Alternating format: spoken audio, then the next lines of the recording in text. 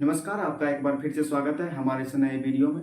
तो दोस्तों, आज की इस वीडियो आप लोगों के लिए काफ़ी इंपॉर्टेंट रहने वाले हैं, क्योंकि आज के इस वीडियो में हम लोग प्रतिबिंब यानी इमेज टॉपिक को कवर करने वाले हैं।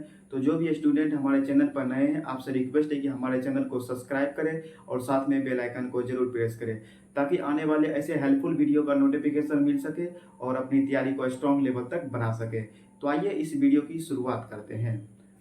तो दोस्तों, प्रतिबिंब यानी इमेज, देखिए इमेज क्या कहता है, कहता है प्रकाशीय स्रोत से।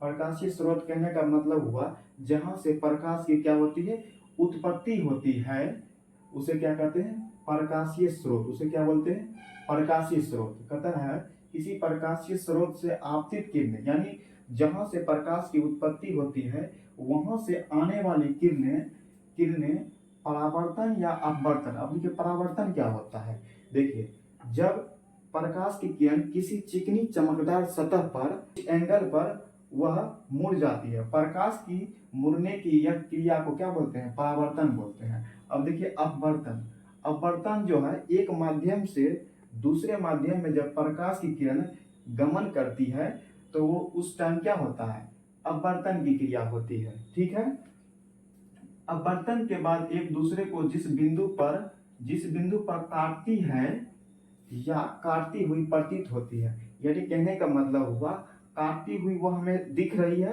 और काटती हुई प्रतीत होती। प्रतीत होनी कहने का मतलब हुआ वह काल्पनिक रूप से कहीं ना कहीं एक बिंदु पर काट रही है। ठीक है, प्रतिबिंब कहलाता है। पर क्या कहलाता है, प्रतिबिंब कहलाता है। देखिए एक बार फिर से समझते हैं। कहता है किसी प्रकाशीय स्रोत से प्रकाशीय आपतित किरणें परावर्तन या अपवर्तन के बाद एक दूसरे को जिस बिंदु पर क्या करती है, एक दूसरे को जिस बिंदु पर यानी उस पॉइंट पर काटती है या काटती हुई प्रतीत होती है, उसे क्या बोलते हैं, प्रतिबिंब कहा जाता है। ठीक है, अब देखिए नोट में आप लोगों को एक लिख लेना है। प्रतिबिंब बनाने के लिए कम से कम दो किरण की आवश्यकता होती है। प्रतिबिंब बनाने के लिए कम से कम दो प्रकाश किरण की आवश्यकता होती है। देखिए दो प्रकाश की किरण कहने का मतलब हुआ एक प्रकाश की किरण किसी मिरर पर यानी आपतित कराएंगे तो वह परावर्तन के बाद किसी और से नहीं कर पाएगी। कहता प्रतिबिंब कहता कि क्या है, एक दूसरे बिंदु पर एक दूसरे को जिस बिंदु पर काटती है, तो दो कम से कम यहाँ कितना प्रकाश की किरण होना चाहिए, कम से कम दो प्रकाश की किरण होनी चाहिए। ठीक है, ये नोट आप लोगों को याद रखनी है। प्रतिबिंब बनाने के लिए कम से कम दो प्रकाश किरण की आवश्यकता होती है। ठीक है, चलिए अब नेक्स्ट की तरफ बढ़ते हैं। अब देखिए प्रतिबिंब प्रतिबिंब दो प्रकार के होते हैं। प्रतिबिंब दो प्रकार के होते हैं। टू टाइप्स ऑफ इमेज, कहता है टू टाइप्स ऑफ इमेज। देखिए पहला आपका होता है वास्तविक प्रतिबिंब यानी रियल इमेज। क्या बोलता है, रियल इमेज। कहता है जब दो वास्तविक किरण यानी वास्तविक प्रतिबिंब यानी रियल इमेज जो है, दो वास्तविक किरण, दो इसमें क्या होगा, दो दो या दो से अधिक वास्तविक किरण होगा। क्या होगा, वास्तविक किरण परावर्तन या अपवर्तन के बाद, अभी हमने आपको बताया था परावर्तन और अपवर्तन क्या होता है। ठीक है, परावर्तन या अपवर्तन के बाद एक दूसरे को जिस बिंदु पर क्या बोलती है, जिस बिंदु पर काटती है क्या होता है, वास्तविक प्रतिबिंब होता है। देखिए वास्तविक प्रतिबिंब रियल इमेज जो है, यह दो वास्तविक किरण से ही एक दूसरे को क्रॉस यानी ओवरलैप करती है, तो वह जो प्रतिबिंब बनता है उसे क्या बोलते हैं, वास्तविक प्रतिबिंब बोलते हैं। ठीक है, यहाँ पे हमने एक अवतल दर्पण, देखिए अवतल दर्पण लिए हैं। अवतल दर्पण कहने का मतलब हुआ वैसा दर्पण जिसका परावर्तक सतह क्या हो, धंसा हो, उसे क्या बोलेंगे, अवतल दर्पण बोलेंगे। ठीक है, देखिए यह मैंने एक अवतल दर्पण लिया है और उसके यह ओपी जो है एक प्रधान अक्ष को मैंने सूचित किया हूँ। ठीक है, उसके बाद यहाँ पर जो है एक मैंने ऑब्जेक्ट यानी वस्तु को लिया हूँ। ठीक है, यहाँ से जो है, यहाँ से ये इस मिरर पर जो है एक प्रकाश की किरण को क्या कर रहे हैं, आपतित करा रहे हैं। देखिए मैंने एक प्रकाश की किरण को यहाँ पर इस मिरर पर आपतित कराया और परावर्तन के बाद कुछ एंगल पर क्या हो रही है, मुड़ रही है। ठीक है, मुड़ गई। अब देखिए अब दूसरा प्रकाश किरण को मैंने यहाँ पर इस मिरर पर आपतित कराया और यहाँ पर आकर क्रॉस कर रही है यानी काट रही है। ठीक है, मैंने तीसरा भी किया, फिर यहाँ आकर काट रही है और चौथा प्रकाश किरण को लिया, फिर इस बिंदु पर आके काट रही है यानी इंटरसेक्ट कर रही है, ठीक है। यहाँ पर जो कट ऑन बिंदु हुआ, इस यहाँ पर ही क्या बनेगा, एक वास्तविक प्रतिबिंब बनेगा। अब देखिए यहाँ पर क्या बनेगा, एक वास्तविक प्रतिबिंब बनेगा। अब क्यों वास्तविक प्रतिबिंब बनेगा, क्योंकि हम यहाँ पर वास्तविक किरण को प्रवाहित किए हैं, यानी वास्तविक प्रतिबिंब को परावर्तित कराए हैं, ठीक है। परावर्तन के बाद इस बिंदु पर जो काट रही है, इसे क्या बोलेंगे, वास्तविक प्रतिबिंब। यहाँ क्या बनता है, वास्तविक प्रतिबिंब यानी रियल इमेज बनता है। आई होप आप लोगों को ये समझ में आ गया होगा। अभी चलिए नेक्स्ट टाइप देखते हैं, सेकेंड यानी वर्चुअल इमेज। वर्चुअल इमेज क्या होता है, देखिए जब प्रकाश की किरण किसी परावर्तक सतह से टकराती है। परावर्तक सतह का मतलब, कहने का मतलब हुआ वैसा सतह जिससे प्रकाश की किरणें परावर्तित हो जाती है, परावर्तक सतह कहलाता है।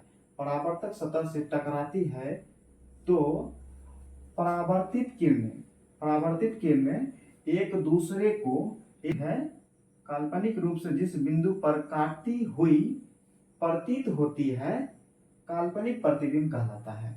देखिए कहता है क्या, जब प्रकाश की किरण किसी परावर्तक सतह से टकराती है तो परावर्तित किरणें कहने का मतलब हुआ, जब प्रकाश की किरणें किसी परावर्तक सतह से टकराती है तो वह परावर्तित हो जाती है। वह किरण एक दूसरे को काल्पनिक रूप से जिस बिंदु पर क्या बोलता है, काटती हुई प्रतीत होती है, उसे क्या बोलेंगे, काल्पनिक प्रतिबिंब बोलेंगे। क्या बोलेंगे, काल्पनिक प्रतिबिंब।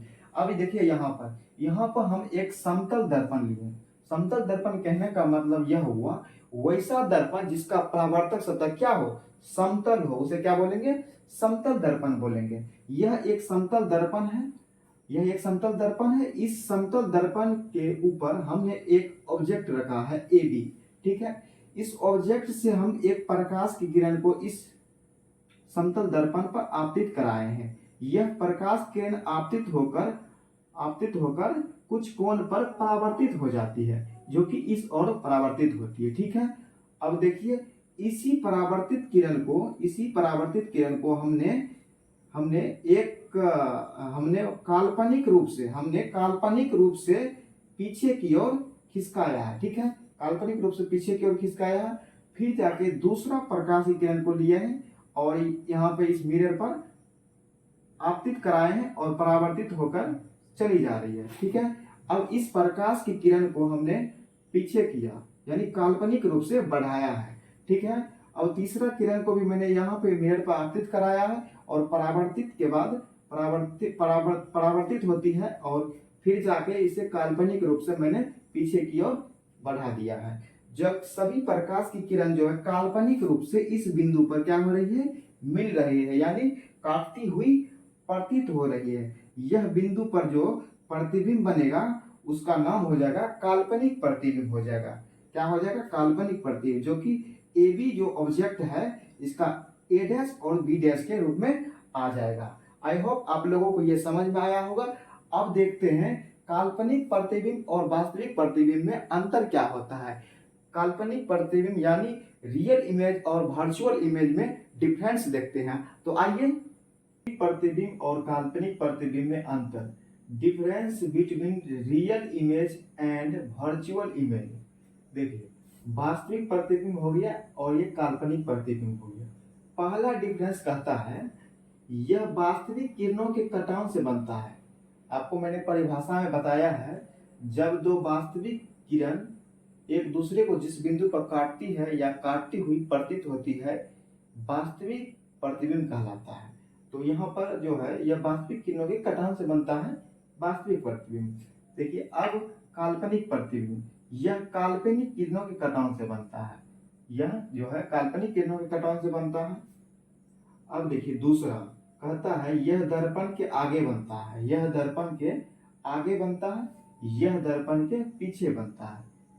काल्पनिक प्रतिबिंब दर्पण के हमेशा पीछे ही बनता है, ठीक है, और वास्तविक प्रतिबिंब दर्पण के आगे बनता है, ठीक है। अब तीसरा डिफरेंस हो जाता है यह हमेशा सीधा होता है। वास्तविक प्रतिबिंब क्या होता है, हमेशा सिद्ध में होता है। क्या होता है? सिद्ध में। ठीक है।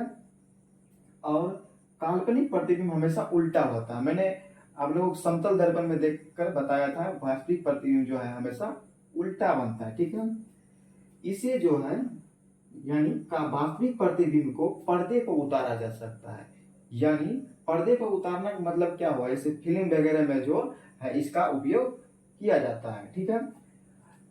काल्पनिक प्रतिबिंब के जो है काल्पनिक प्रतिबिंब को पर्दे पर नहीं उतारा जा सकता है। इसका तो दोस्तों आज की इस वीडियो में बस इतना ही। अगर आपको ये वीडियो अच्छा लगा तो प्लीज वीडियो को लाइक करें और अपने फ्रेंड्स के पास जरूर शेयर करें।